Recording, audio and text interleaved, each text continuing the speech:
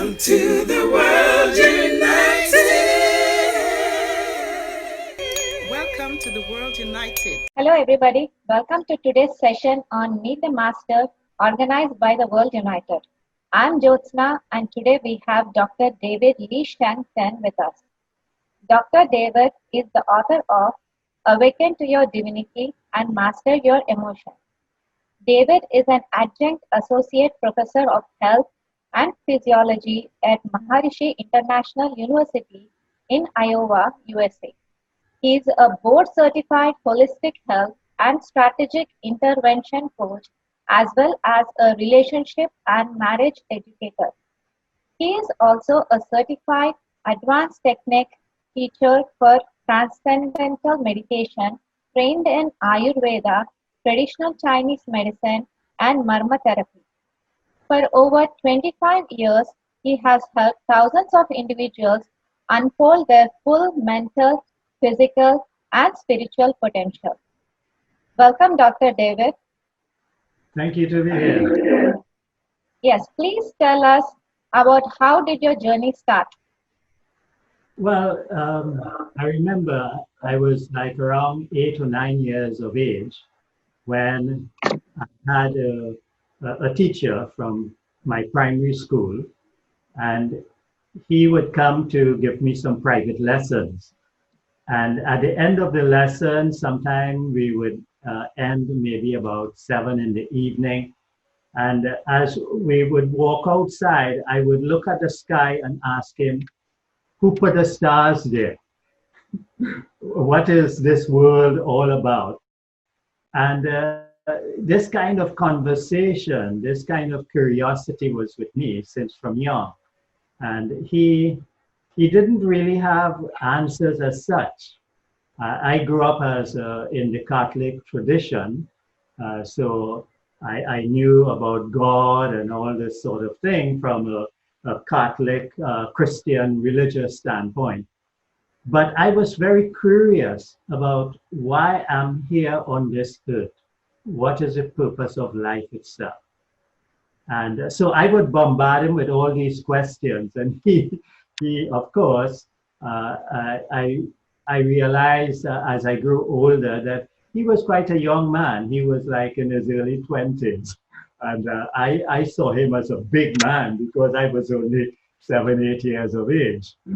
And then one day he told me about somebody called Buddha. And I said, who is that?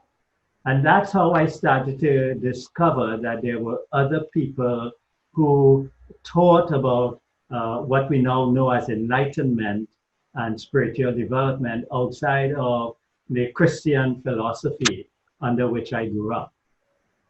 So that was the beginning, I would say, of my journey. And in my late teens, I continued along this philosophical searching, reading different books that would come my way. And I remember very clearly it was, I was just in my 20, going on to my 21st birthday, when a good friend of mine, who we used to play lawn tennis and martial arts, things like that together, called me one day and he said, I found what we are looking for. And I said, what is that? He said, come and meet with me.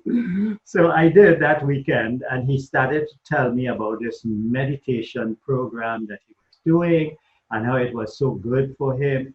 And this was, you know, in 1970 itself.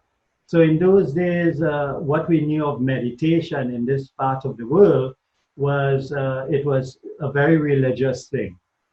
Meditation was something that only priests or religious people would do, not ordinary people. So anyhow, he told me about this, and I believed in him. He was older than myself, and I trusted him. And I went and I investigated, and that's how I got involved in transcendental meditation. And the day that I started that program, I saw a huge shift in my life itself. And that inspired me later on to actually become a teacher of the knowledge, because I saw the transformation it was making in myself. And I said, no, I want to teach this to other people. And that's how my journey began. And are you inspired by any of the Chinese philosophy or spirituality?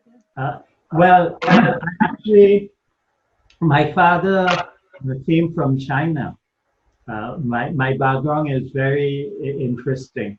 My father came from China in the early 20s, and my mother's mother came from India, and her father came from Scotland. So I have the influence of both the East and the West. and that actually worked in my favor, because later on, as I got deeper into the meditation practice and working under His Holiness Maharishi Mahesh Yogi, in 1985, he introduced Ayurveda to the West in a major way. And he made very significant changes to Ayurveda. And that how it was propagated at the time.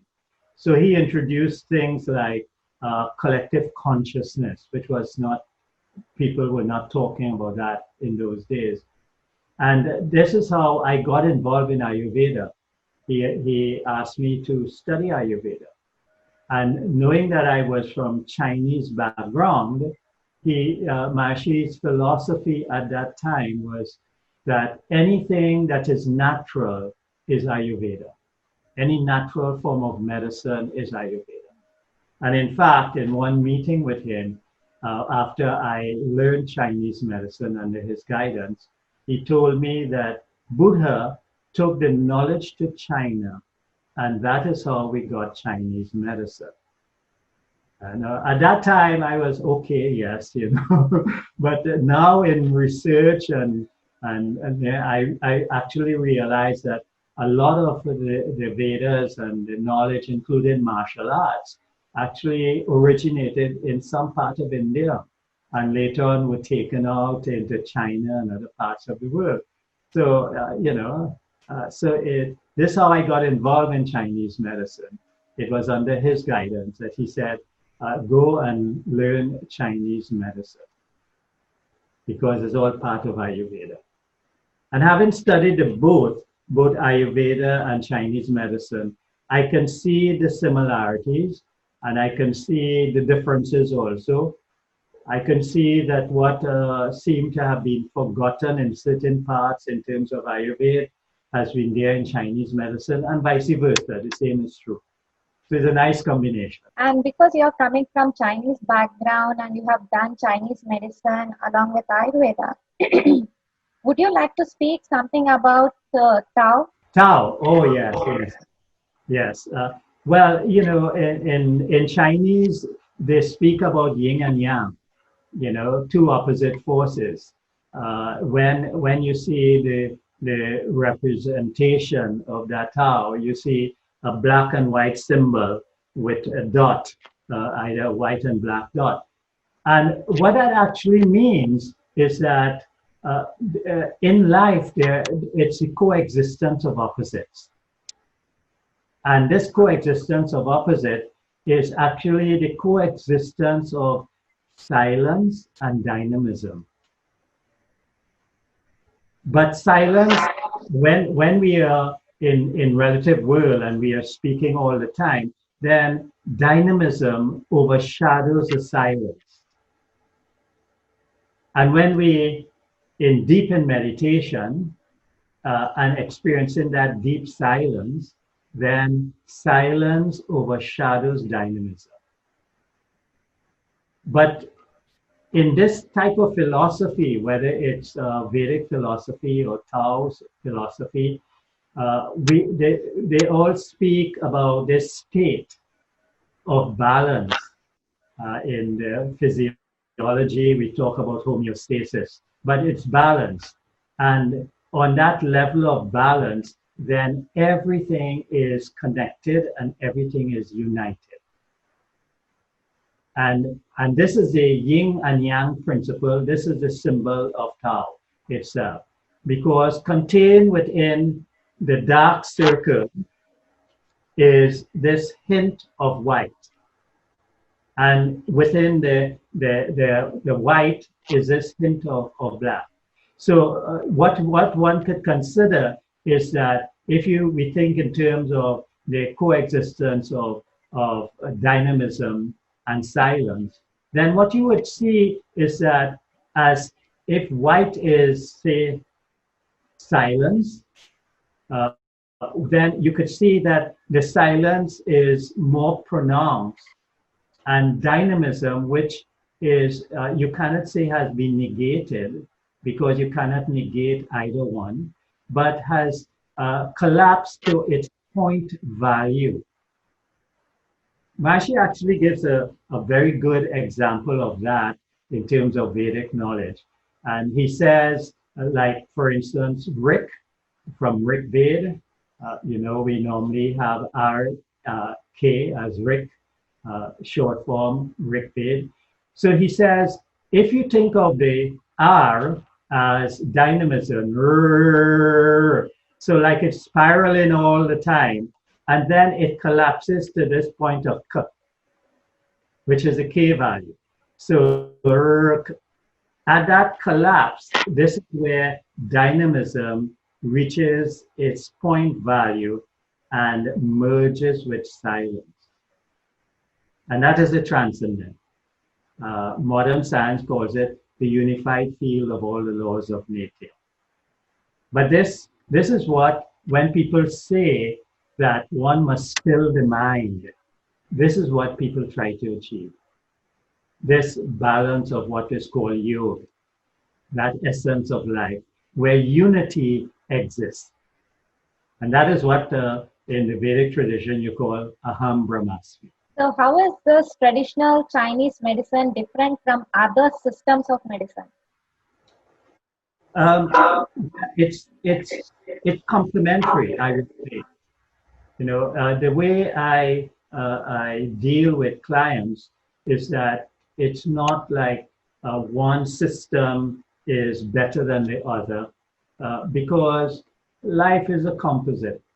For instance, even in terms of traditional Chinese medicine and Ayurvedic medicine, when you read the ancient texts on the principles of these traditional medicines, what you would find is that they were talking at a time when there was not the use of pesticide. When they tell you to use like milk, in Ayurveda, there's a lot of talk about milk and ghee. They were talking about, when they speak about ghee, they were talking about that clarified butter, which what you call dahi, when the first churning of the milk. That you hardly get anymore. so and then a lot of the foods that they tell you to eat, both in Chinese and Ayurvedic medicine, now they're all grown with pesticides and stuff like this. And so the traditional way can't always be the right way anymore. Plus, the philosophies and the dietary recommendations were made for a particular type of physiology and people. But when you come into the West, as you know, Western people eat all kinds of different foods. And you can give them just a plain panchakarma diet or a Chinese kind of diet using just the traditional spices alone, because it's one of the nice things about Maharishi Ji was that he said the foods that exist in your area would be more natural to you, rather than foods from another country. And so where Chinese medicine is concerned and Ayurvedic medicine, I follow those principles. even though the underlying truth and basic principles like dosha in terms of Ayurveda, or like yin and yang and five elements in terms of Chinese medicine remain the same. So those basic principles, yes, they are your guidelines. But one thing that I would mention when you speak about Chinese medicine, I was fortunate to learn my first set of instruction in Chinese medicine was from a very old Chinese doctor who somehow found his way to Trinidad, running from the war with the Japanese back in the 20s. And at that time, the Japanese were destroying all the learning of the Chinese as they invaded China. And they were killing all the masters. And he ran with all his books. And he came to Trinidad. And this is where I started my training under him. It just so happened he and my father came from the same village. So he accepted me because it was very difficult. He didn't want to accept me at all. But when I told him who my father was, he just happened to know my father. And so he accepted me, to train me in this tradition of Chinese medicine. And part of my training, because Mashi, when he learned about this man, he said, I need to study with him because he would have the real knowledge. And it turned out to be true. I would bring books on Chinese medicine for him to look at, and he would tell me they are all wrong. The principles are not right. And this man was extremely good. You know, he just need to hear what was wrong with you. And I'll give you a simple example so that you could understand a little deeper. There was a case of a woman from Canada who every month she would have to be rushed to the ICU. She would just take in with intense pain and all this sort of thing. And this went on for years and it became very debilitating. And she decided that she would move back to where she came from in Canada and just stay there to die. At that point, she was already in a wheelchair. And her brother contacted us through Mashiji. And I told the doctor, and he said, this is the influence of the moon on her. I said, the moon? He said, yeah, the influence of cold. Ask her if this thing is happening 3 days before the full moon and staying until 3 days after the full moon. And when she checked, exactly. And so just with that little information, he made a medicine for her. And in those days, you could post medicine. So we posted that for her. And this woman revived. That was a skill that he had. And he told me that a lot of the way they train the doctors now are not right because they don't know the ancient training. You know? So one of the things, for instance, in both Ayurveda and Chinese medicine that I see have been lost is, I guess you have come from India, right? Yes. Your parents. And you would know that in the older tradition, you start with hot things. You drink hot tea. But now if you go to India, and I've been to India many times, you go to the restaurants, it's like in the West, they put a cold glass of water for you. The same thing in China. But that is not true because those cold things actually destroy your digestive system. Yes. And when I tell Chinese doctors this, they say, oh, where did you get that knowledge? Because they all know about this. Simple thing like that, that hot water itself, and this is a principle that everyone can use, hot water itself is medicine. Yes. You know, so So these kinds of things. And so that's how I learned. I learned by being with him, seeing Western patients, and they could not understand him because of his way of speaking English. Because my father spoke like that, I could understand him and I could understand the West. So I was the translator in between, and that's what I did before going on and studying, in the traditional way. So that's my little history on Chinese medicine. Yeah, it's wonderful to know like a woman from Canada got healed by the Chinese medicine.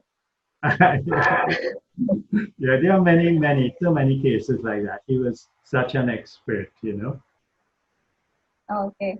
So what are your experiences relating to your hara, which is called solar plexus? Oh, right. Yes. So that's one of the chakra areas in the body, you know. And in fact, in MAM therapy and also in light therapy with gems, we use those areas of the body to enliven the subtle bodies of the individual, because we are aware of mainly this physical body, but there are many layers of bodies. There's the emotional body, the mental body, and all that. And these are subtle areas where the chakras, these points, actually connect all the bodies. So knowing how to activate those areas actually enliven.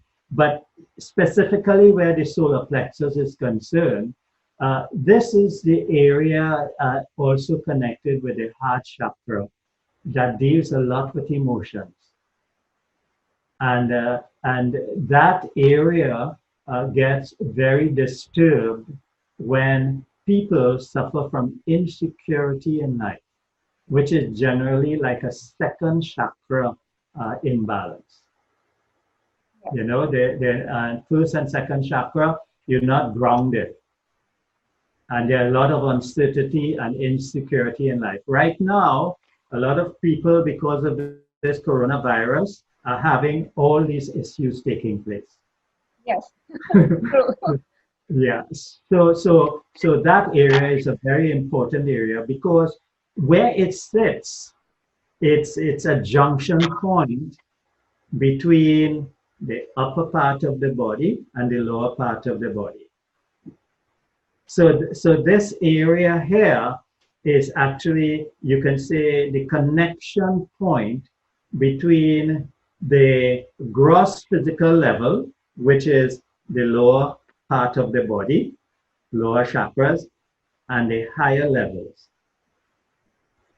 And when that is activated enough, then what starts to happen is that love starts to flow.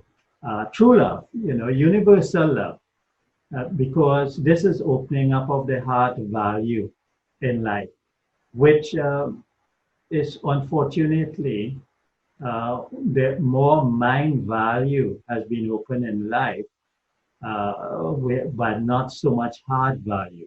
You see it in all our politicians and everybody around. It's all about outside and the materialism and all this sort of thing that will make you happy. But if your heart is not flowing in love, you cannot experience true happiness. How is this center very important than other energy centers? No, they're all important.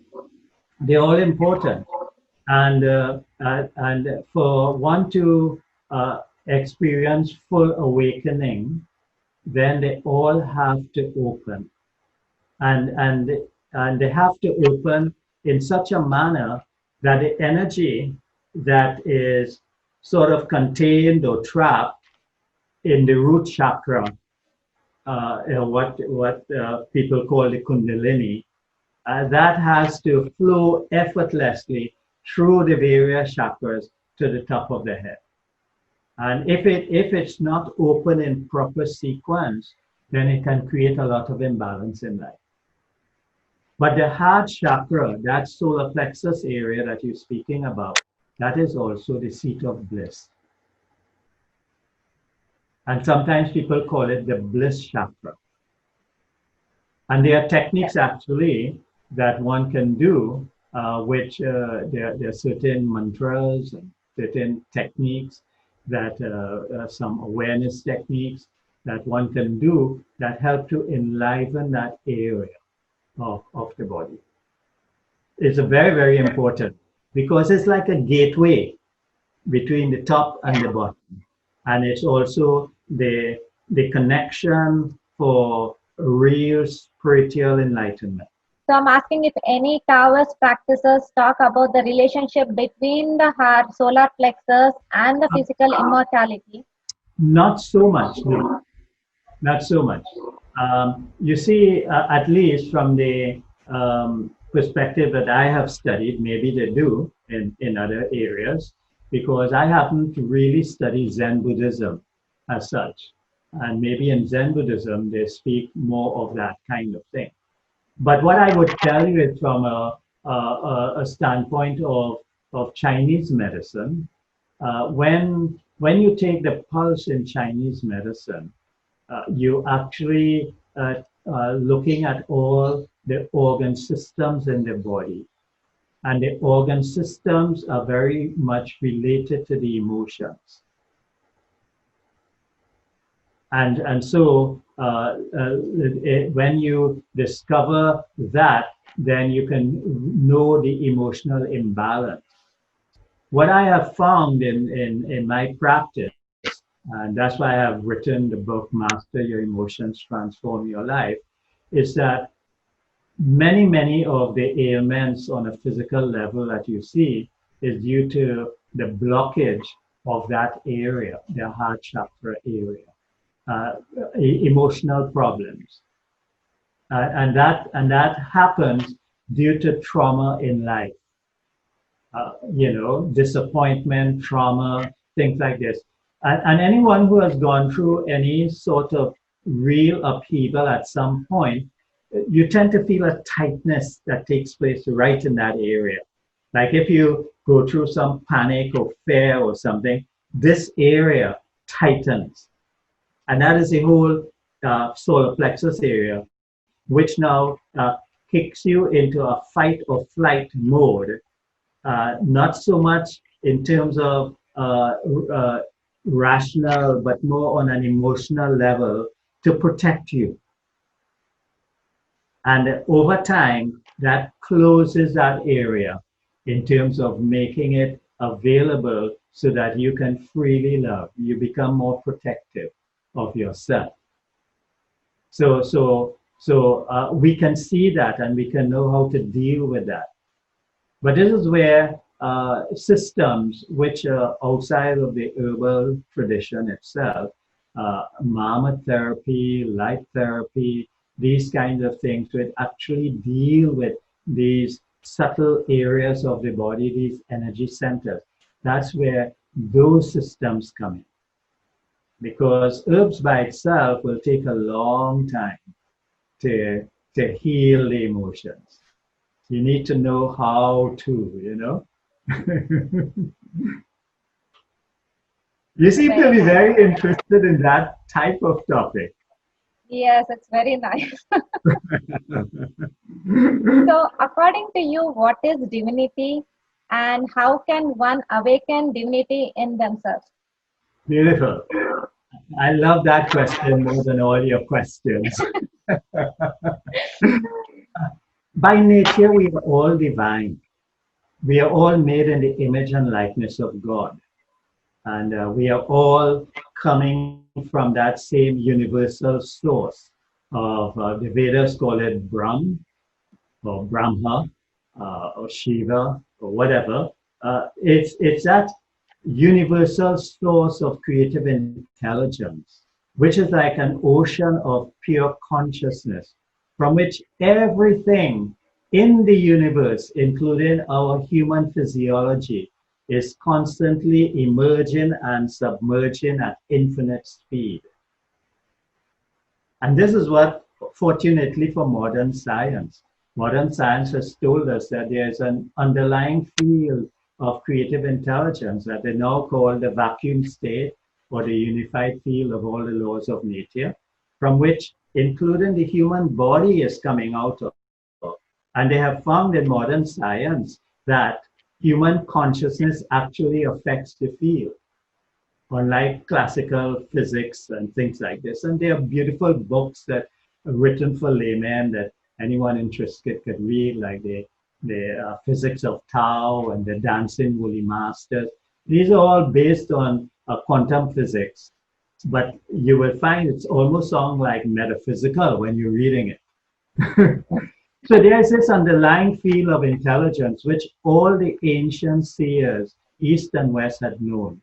This is the Tao that you're speaking about. This is that balanced state, unified field. This is the Satchitanand. This is the Nirvana. This is that field of pure consciousness that is there within everyone. The human physiology as we know it is an expression of that field. And as I tell people when I lecture on this subject, I said, we are already divine, but our divinity is hidden by the stresses and strain that we have created in life. And by the wrong way of thinking and wrong beliefs that we have of who we are.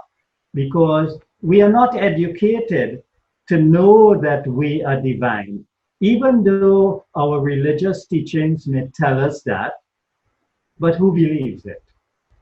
Because when we look at ourselves in our daily life, we don't see ourselves as divine individuals. We see ourselves making a set of mistakes.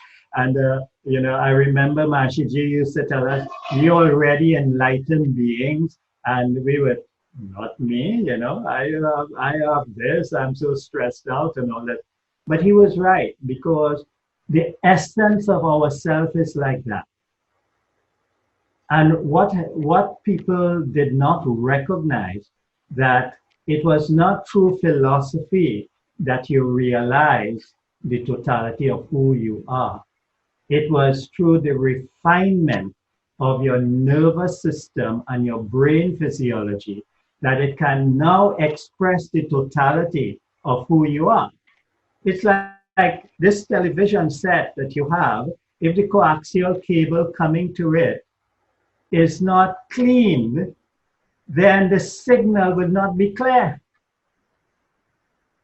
And it's like your central nervous system and the brain physiology is the organs through which this field of pure creative intelligence expresses itself in this instrument we have created in order to walk on this place we call planet Earth. It's just a vehicle. But we have to understand the vehicle and we have to know how to purify it. And that is what has been sadly missing. Because a lot of people who speak this knowledge think that if I can regurgitate and talk about it and in all the nice philosophical way, then I will become enlightened. No. I say you're already enlightened.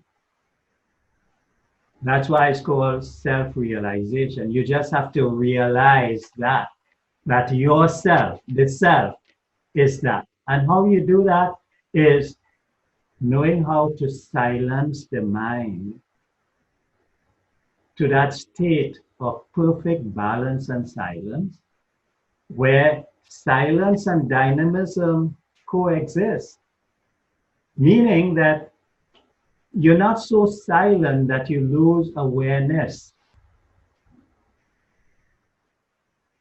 And that could only happen, as they have seen now in research, when the brain maintains maximum coherence. Meaning all areas of the brain become fully ordered and the body is in a state of perfect rest. So what you end up with is a state of balance where you have this restful alertness. And this is what you want in order to live your divinity on a day-to-day. You want to have that silence coexisting with all your dynamic states of activity. So that whatever you're doing, whether you're sleeping or waking or prancing or dancing, you never lose that balance inside. And why? Because that state of balance, that divine state, is a state of Satchitananda, bliss, the bliss consciousness. And when you have that, then what happens in your life is that 24/7, you're living a state of fulfillment. As I told some people in a recent lecture on this topic, I said, it does not mean that in the enlightened state that you do not have challenges anymore. You will always have challenges, but you will never suffer. You will never feel this sense of defeat and despair. What people call problems will now become a test for your creative intelligence. And you'll be happy to go after it. Yes. So that's what when I speak about divinity, I speak about it in very practical terms, in terms of a living reality where you can live 200% of life. And that is your birthright. This is not a far-fetched thing. This is something that we are born to enjoy. What has been lost is how first to transcend or to know that area of life and to become familiar with it, so much so that it never leaves you. Not just to touch it now and then, but it has to become like your best friend. You have to fall in love with it. Just as when you fall in love for the first time, all through the day you're thinking about the boy or the girl or what are they doing and all that. That love has to be so complete within yourself that what people call it's a love of God. And that sweetness, irrespective of what you're doing, never leaves you. Yeah, wonderful. Very nice. And how can we bring this divinity at the global scale? This is what, in my life's journey at this age, I said, this is, someone recently asked me, said, so what's the purpose of your life? And I said, the purpose of my life at this stage is to, as many people as I meet, to help them to awaken to the fact that they are divine. And how I do that is talking about it, letting people first understand that there is a place within themselves that all the great masters from the East or the West have spoken about. And that and it doesn't matter where you are in the station of life, you have that. It's just overshadowed by your belief system and the stresses on your system. And these are like, if it's rainy by you, you cannot see the sun because there are clouds in the sky. And you could say the sun does not exist if it's raining or like in winter for a long time, dark days. But that's not true. The sun has never disappeared. It is just hidden from view by all these clouds. It's the same thing with us. God or divine nature has never left us. It's forever with us. It's just hidden by all the stresses and misbelief and inconsistencies with our mind and body. And if we can find ways of purifying that, this is where Ayurveda comes in. This is where in all the religions we hear about fasting and taking care of the body, and the body is the temple of the Lord. All those things are there in order to purify this physiology so that it can express the glory of what it was made to do. And that's what I first expressed to people. And then, fortunately, I have learned techniques of how people can actually go there. So I can get them into the practicality rather than in the philosophy only. Because what I just said is menu, but it's not food. And if you only have menu or no food, then you feel more hungry. So you have to give them the menu, and they say, ah, yes, I want to eat that dish. And now you have to give them the food so they can have a taste of what it's like, you know? Yes. So this is how I've been helping for all these years. And I've instructed thousands of people, and I continue to do that, you know? And in the beginning, most people are not interested in their divinity. They're interested in getting rid of their stress and becoming more creative and more productive in life. And yes, as they start to get that, then they say, what have you taught me? Because I feel so peaceful inside. And now they're ready for the knowledge. Yeah? So it's a step-by-step process. Yes. So how can anybody discover their life secret or life purpose? By coherently silencing their mind. Well, that would not help you find your life purpose, just silencing your mind. As a coach, one of the things I do in coaching, I ask people, I said, so what's your life plan? Everybody make a plan at the beginning of the year for the year, with their health or whatever it is. Most people don't follow.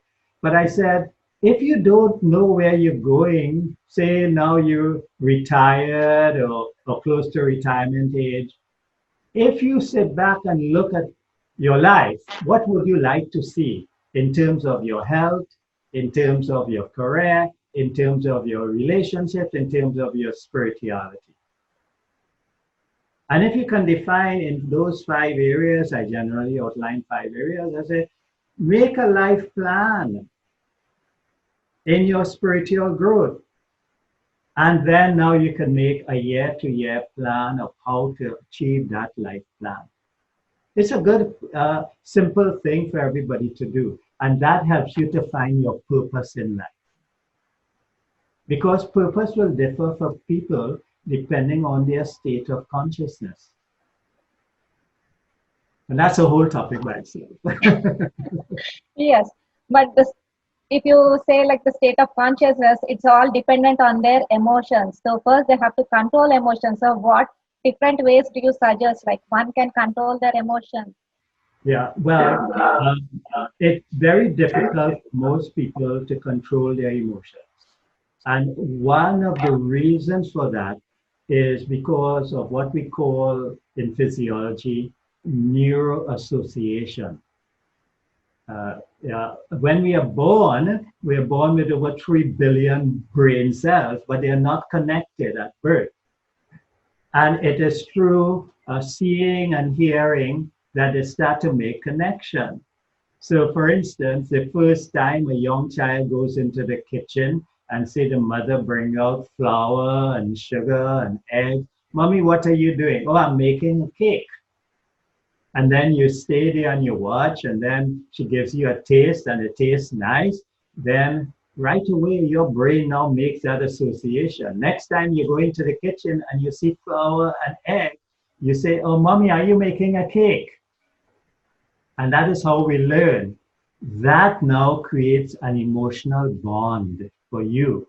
Because if that cake tasted good and you love it, then, every time you're feeling down, you may say, oh, maybe I should have a piece of cake because that makes me feel good.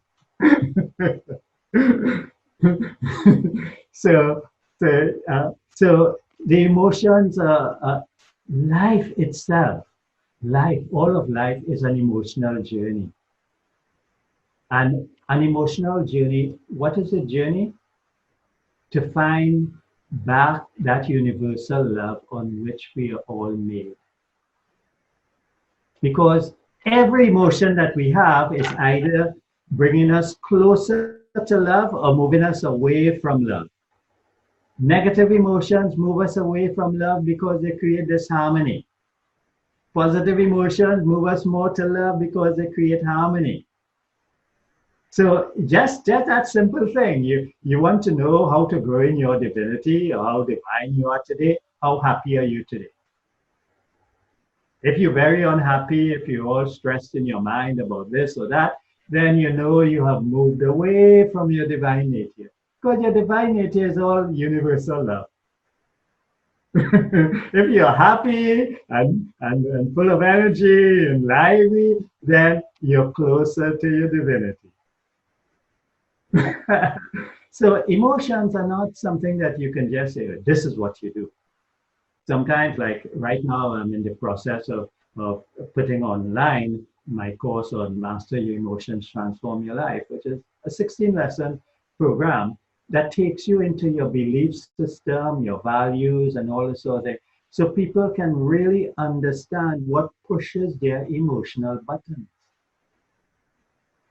and the techniques that they can use in order to harness that. What's their backstories in life? What are the things that created trauma that they don't even realize that now they are running an old pattern? And they're reacting based on an old story that may have happened 10, 15 years ago. So how can they handle this change? Like now they have to come out of that old trauma to live in the present with awareness. So how can they handle these emotional changes? Yeah, depending on how deep the emotion is, sometimes they do need like psychiatric care or drugs and all this sort of thing, you know, depending if it's psychosis or you know, deep states of depression. But most people are not like that. Most people with proper coaching, with proper understanding, you see, when I coach, I do what is called spiritual coaching, because my goal, irrespective of where you come from, is at the end that you should know that you are divine and you should start your journey to really grow in that, even if you just came because you were emotionally all out of place, right? But you have to start somewhere. If you want to lead somebody to the top of the mountain, you cannot stand on the top of the mountain and say, come here, I'm at the top. You have to say, ask them, where are you? Describe to me where your surroundings are. And then the person describe, oh, I'm here and there. And then you say, okay, you see that tree and that path, start walking there. And when you reach there, tell me when you reach. And like that, bit by bit. Other than that, the person can't come to you if you just stand. And that's unfortunately what a lot of us do as spiritual teachers. We stand on the top of the mountain and we say, come, it's nice up here. But we don't describe where the person is and help them to move step by step by step, you know? And so people get frustrated with us, you know? I could never be like you. We don't want you to be like me. We want you to be like you. But we teach you how to that. So in that emotional balance, then those people need coaching. I give you a very simple example so you can understand. Huh? A young man was sent to me some years ago. He was just past 21 years of age, and he was having a lot of chest pains. And he had gone to the doctor and all that. Nothing wrong with his heart, you know. He was into martial arts. He was quite fit, you know. So someone recommended that he comes to see me. And as I took his pulse and started to talk to him, I realized that he had emotional blocks. So I asked him if he had any girlfriends. And he said, no, I'm not interested in women. I said, why, young man, you're not interested? He said, they're too much trouble. I said, how you mean that they're trouble? And he started telling me that women are not good. And I said, what do you mean women are not good? Well, you know, I said, all women are not good? Yes, all women. I said, but you grew up with your grandmother, right? Because I knew a little bit about his story. He said, yeah. I said, what's your grandmother, a good woman? Yes, of course, of course. I said, but she is a woman, so all women are not bad, you know? And then I asked him to tell me about his parents. And he said, I don't want to talk about that. I said, what about your mother? Is your mother alive or so? When last you saw your mother? Are you in touch? When I was 12 years of age. It turned out, I just cut the story short, it turns out that the mother was 15, 16 years of age when she got pregnant. And she was on drugs. And so what she did, she gave the child to her parent to raise because she knew that she could not raise this baby. And the first time he saw his mother was when he was 12 years, when his grandfather died. And so he had this hatred against his mother. And he was so bitter against her. This is again heart chakra. Mm-hmm. He was feeling pain in the chest. And so I took him through a technique to release that and to say forgiveness and all this sort of thing. And the pain left that same day in my office. He cried and all this sort of thing. I told him the story of Moses. I said, you know, Moses' mother could not take care of him and put him in a wicker basket and send him down the Nile. And then the Pharaoh's wife found Moses in this basket and raised him as a prince. I said, your mother, out of love for you, not hate, love, sent you to the best people she knew could take care of you. And she did right. Later on, he wrote me and told me that he and his mother made up. Wonderful. But you see, so this is emotions. And you see how that could ruin your life and your relationships. And he didn't even realize it was that backstory that he was holding on to that was having him rotten in his relationship. So it's not just teaching people to meditate. You know, that yes is important. But you also have to know how to remove the barriers that are preventing them from experiencing. Other than that, they feel good, they come out. Meditation then becomes like a vitamin C tablet when you have the cold. So I hope that helps you in terms of the emotions. Yes. So you do soul coaching treatments. So do you just heal emotions related to heart, or do you also heal or help other patients who are having different issues with different parts of the body? Yeah, because you see, emotions affect all areas of the body. Some people end up with back pain, chest pain, head pain, insomnia, digestive problems, gynecological problems, you know, a host of things. And so because I'm trained in Ayurveda and traditional Chinese medicine and all these other things, I bring to the table a full package. So I can recommend herbs. I could recommend maybe certain types of massage. I could recommend meditation. I can give you the coaching advice or whatever it is. It all depends on what you need. But Yes. I've been fortunate in my life studies to have covered so many nice areas. So I can deal from the grossest level to the deepest spiritual level because I know the techniques. Yes, wonderful to know that. And based like currently in the present modern medicine, how do you see your healing methods bringing change? Well, I work hand in hand with doctors. I don't claim that I know everything. And there are lots of good things in modern medicine. Like, for instance, nothing can arrest a heart attack faster than a pill under the tongue or some, you know, cardiac shock or something like this. Where Ayurveda and Chinese medicine are concerned, they're very good at prevention, and also cure. But when it comes to radical intervention, you do need sometimes the modern medicine approach. And so what I do, for instance, I do pulse analysis in Ayurveda and Chinese medicine, but I can't tell you your platelet count through the pulse. I could tell you that the blood is weak, you know. Yes. I can't tell you the formation of the cells. So what I will do, I will say, okay, now you need to go and do a blood analysis. And based on that, then we will continue, right? Okay.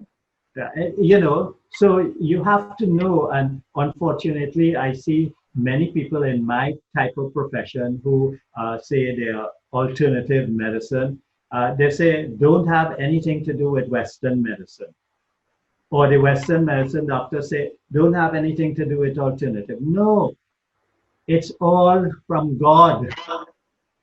And we have to make use of all that God send our way to heal this body. Because remember, this vehicle that we have, that we call ourself, our physical body, is the only one we have for this journey. So we have to know how to take care of it. And we have to understand what it is and how it's functioning in terms of age and its type and all this sort of thing, so that we know how to deal with it. It's like if you have a car certain years or age old, you cannot treat it like a new car. You have to understand the vehicle. And in that way, then it can give you maximum value. And this is where Ayurveda, traditional Chinese medicine, modern medicine come in. But you should be wanting to take care of your health for that one purpose, so that your enlightened state can shine through every area of your life. That this nature of life to suffer is banished from your thoughts. Because we are not born to suffer. We are born to enjoy. So what are your teachings and messages to everyone? Awaken to your divinity. That's the simple message. Hurry. We don't know how long we have on this earth, whether we're young or old. We don't know how many days or weeks. Once you feel that, wow, that makes sense, seek it out. As you start to look for it, it will start looking for you, and you will find the right method and the teachers. You know, whatever we put our attention on starts to grow in our life immediately.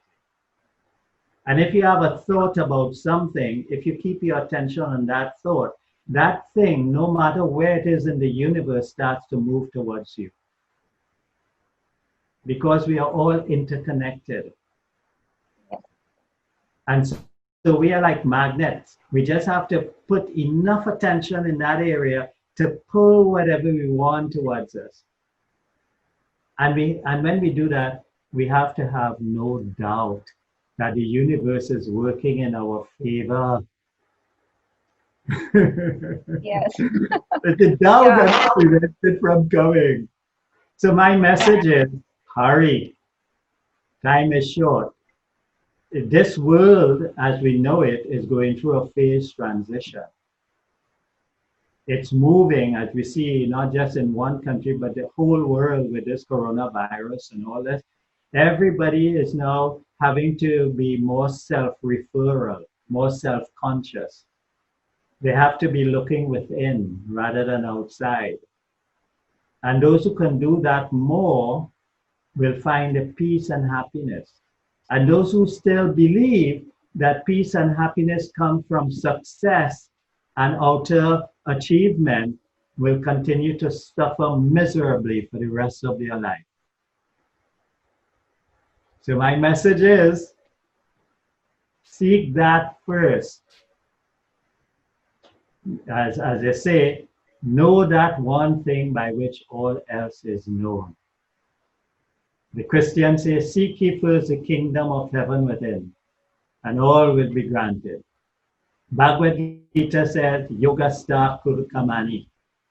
Establish yourself on that level of being or yoga, and then perform action. Same thing. Buddha said, Nirvana. Right? It's all there. But who is listening?